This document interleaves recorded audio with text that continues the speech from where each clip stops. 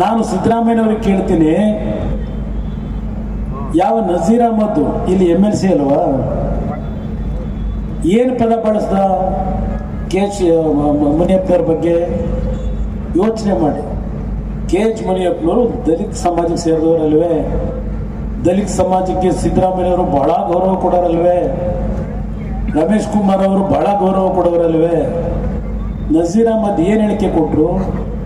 ಪಾಪ 7 ಬಾರಿ ಗೆದ್ದಂತ ಕೋಲಾರ ಜನತೆ ಆಶೀರ್ವಾದ ಮಾಡದಂತ KH ಮುನಿಯಪ್ಪನವ್ರ ಬಗ್ಗೆ ಬಳಸಿದಂಥ ಪದ ಅದೇಂತದೋ ಇವ್ರದ್ದು ಪುಟ್ಕೋಸಿ ಬ್ಯಾಗ್ ಇಟ್ಕೊಂಡು ಇವ್ರ ಹಿಂದೆ ಓಡಾಡ್ತಿದ್ರು. KH ಮುನಿಯಪ್ಪನವ್ರು ಅಂತಕ್ಕಂಥ ಪದ ಬಳಸಿದ್ರಲ್ಲ, ದಲಿತ ಸಮಾಜದ ಬಂಧುಗಳಿಗೆ ನೋವಾಗ್ಲಿಲ್ವಾ? KH ಮುನಿಯಪ್ಪನವ್ರ ಬಗ್ಗೆ ಇಂಥ ಒಂದು ಪದ ಬಳಸಿ ಅವರನ್ನ ನಾನು ಪುಟ್ಕೋಸಿ ಇಟ್ಕೊಂಡು ತಿರುಗಾಡಕ್ಕೆ ಇಟ್ಕೊಂಡಿದ್ದೆ ಅಂತ ಪದ ಬಳಸಿದ್ರಲ್ಲ ನಜೀರ್ ಅಹಮದ್, ಇದು ದಲಿತರಿಗೆ ಮಾಡಿದಂಥ ಅವಮಾನ ಅಲ್ವೇ?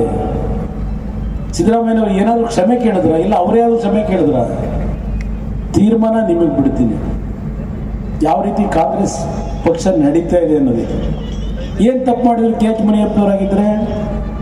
ಅವ್ರ ಹಳ್ಳಿನ ಏನೋ ಟಿಕೆಟ್ ಕೇಳಿದ್ರಲ್ವೇ? ಅವ್ರ ಹಳ್ಳಿಗೆ ಟಿಕೆಟ್ ಕೊಡ್ತಾರೆ ಅಂತೇಳಿ ರಾಜೀನಾಮೆ ಕೊಡ್ತೀವಿ ಅಂತ ಹೋದರಲ್ವಾ?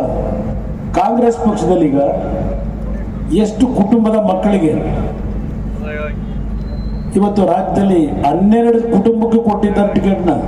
ದೇವೇಗೌಡರು ಕುಟುಂಬದ ಬಗ್ಗೆ ಮಾತನಾಡ್ತಾರೆ, ಎಲ್ಲ ಅಪ್ಪ ಆಯಿತು, ಮಗ ಆಯಿತು, ಒಳಿ ಆಯಿತು ಎಲ್ಲ ಹೇಳ್ತಾರೆ.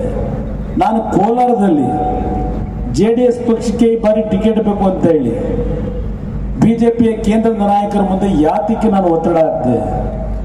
ಇಲ್ಲೇ ನಮ್ಮ ಕುಟುಂಬದವ್ರು ನಿಲ್ಲಿಸ್ಲಿಕ್ಕೆ ಅಂತ ನಾನು ಒತ್ತಡ ಹಾಕಿದ್ದೆ. ನಮ್ಮ ಪಕ್ಷದಿಂದ